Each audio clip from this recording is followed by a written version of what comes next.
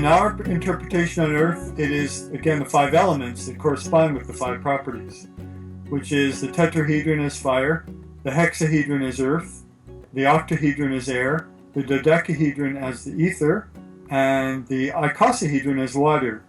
And fire is the most dense of them.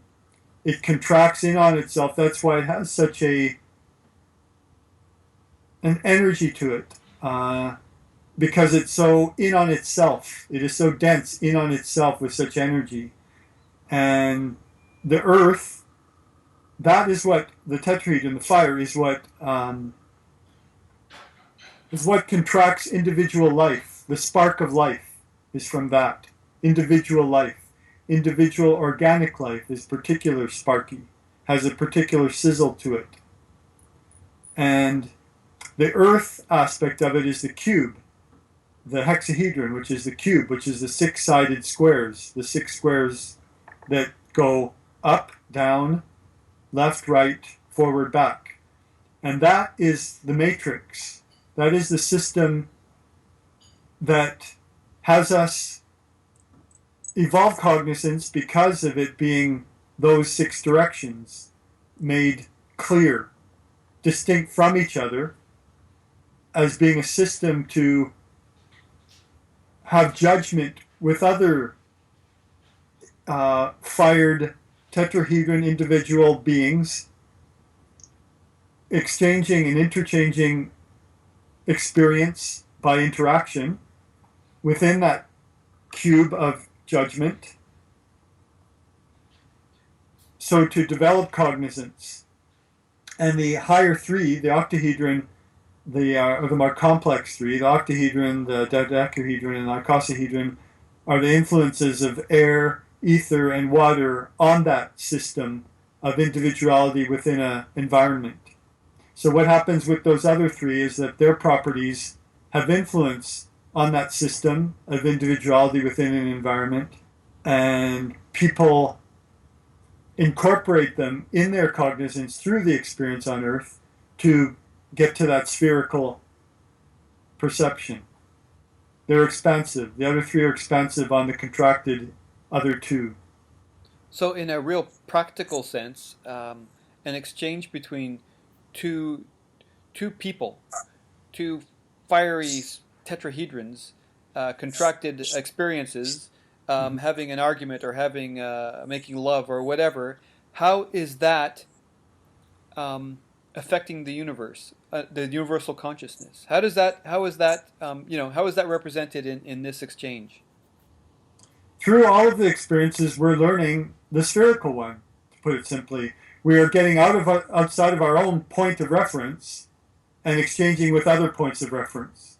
And that's how you become a sphere, is by having interaction with other points of reference. On our own, we're just one point. With an experience of others, we become a spherical one. So as an individual human being, what's the process of getting to that understanding? Again, through experiences. And those experiences are not random. They are set up by the whole, by the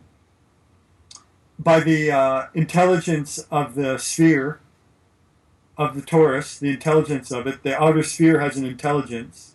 The dodecahedron is really the intelligence. The ether is the intelligence. It has arranged the system to be as it is, to have the experiences that are played out, so that it does groom these sparks of fire to be able to evolve so that they can take the water of expansion. That fire doesn't go out. The fire, what's the word I'm thinking of this? Alchemy. The alchemy of fire, the alchemy of existence makes that fire be able to handle the expansive waters without going out, without dying. So we go through the experiences to handle that.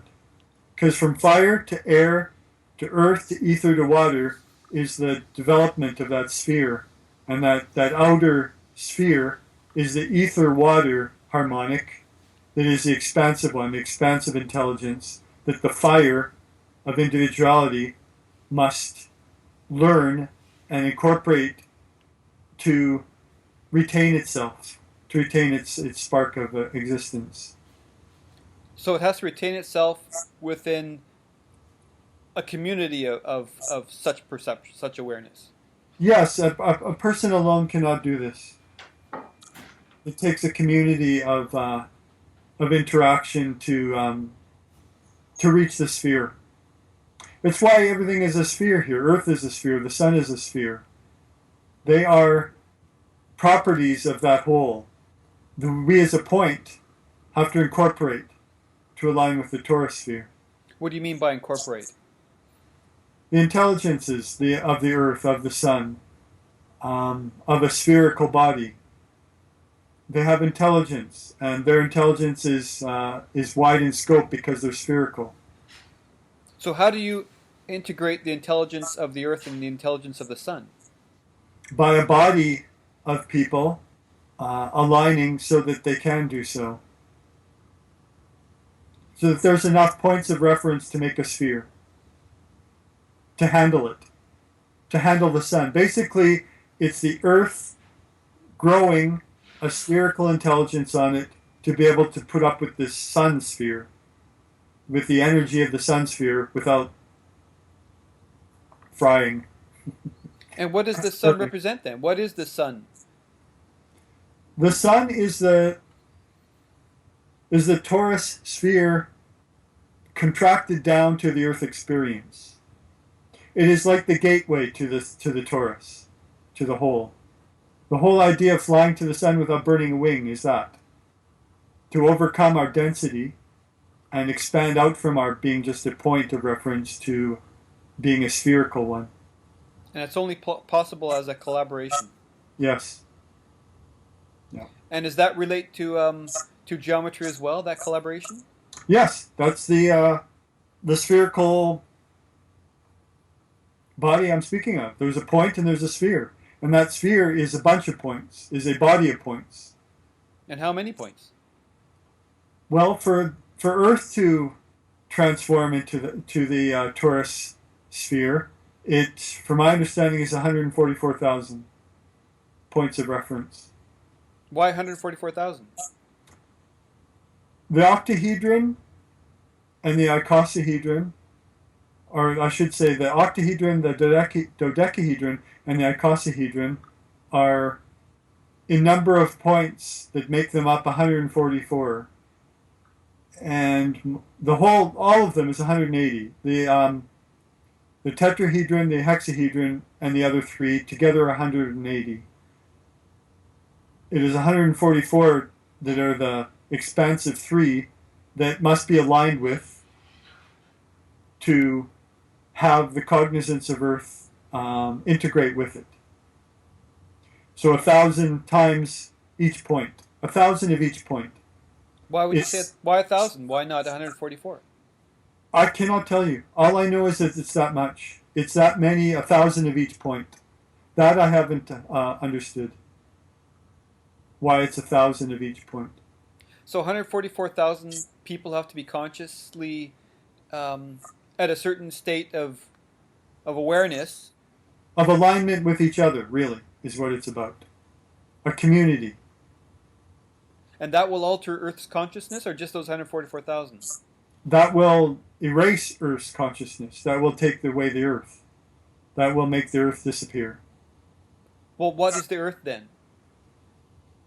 The Earth is like a bubble of awareness. The Earth is one of billions of similar possibilities. And the people that are not one of the 144,000 are awarenesses that will crop up in other ones. It's a continual remake of bubble. Bubble awareness. So for those 144,000, then where do they evolve to? They evolve to aspects of the torus whole, which is what I like to call the God of many faces. it's the torus is a sphere that of many, many faces, of countless faces, that make it an expansive awareness. It's not a matter of being one God. It's a matter of being a God of many faces. And those faces are all differing in the sense that there has to be diversity for the torus to hold space in the contrasting poles of the void. It has to have diversity and abstraction. If it were just one simplified body, it would get ripped apart. It has to have an elaboration of itself. So you're saying basically 144,000 gods. No, I'm saying countless ones, billions. Hmm. That it's merely the 144,000 that deliver a planet, deliver a cognizance of Earth to the whole, but the actual whole is countless. But it's a continual reproduction of Earths that is going on that are continually being delivered to the whole. How does a geometrical structure have such great philosophical meaning? Well, it has more than philosophical meaning. It has actual meaning. It's let's put it this way. We look around in our world and we see objects. We see immediate objects and we see distant objects as planets and suns. And we call that the structure of existence. What I'm saying is that we call a structure of existence is created by a geometry that we perceive as being these immediate objects and distant ones. There is a creator body, and that creator body is perfect in its alignment, and those alignments are points and angles, and those points are vortex points. They're energy points that are in alignment to create what we have as our reality. And the properties that of the tetrahedron to the hexahedron, octahedron, dodecahedron, icosahedron turn a point to a sphere. And that point is the beginning point of everything. And that sphere is the evolution that has come from that point expanding upon itself. So describe the point. What is the point? The point is the void, an aspect of the void. The void is an inward motion to an infinite point, simultaneous to being an infinite motion out from the point to the vast nothingness, to zero. So what has happened is that the void has built itself from the point and elaborated on itself to be a sphere. A sphere comes out from the point and comes back on itself to the point. It comes out and around and back. It is in continual rejuvenation of itself by the expanse, by riding the expanse, and then coming back to the point. So it's a continual elaboration of itself, and it needs a structure to do that with. And those structures are, again, from the tetrahedron to the hexahedron to the octahedron to the dodecahedron to the icosahedron, the evolution of properties, those 5 properties are the ones that make a point become a sphere. And by the sphere, you mean a torus? Yes. The sphere that comes back in on itself to the point. It's an oscillation. Those 5 properties oscillate. And they come out and back. And they come back in by a spiral. An inner spiral to the point. An outer oscillation to a sphere. An inner from that sphere down to the center point. It contracts on itself as a spiral. That's why we perceive spinning planets in spinning galaxies. It is that replication of it from our perception of that spiral down to the point. And the point being ourselves. The point being every object. that we perceive it from our point. So you're saying that's the point of existence. That's it. So are you saying then that the torus is the void, or it's an aspect of the void, or what? How do they relate to each other? It is the cognizance of the void. It is what people call God.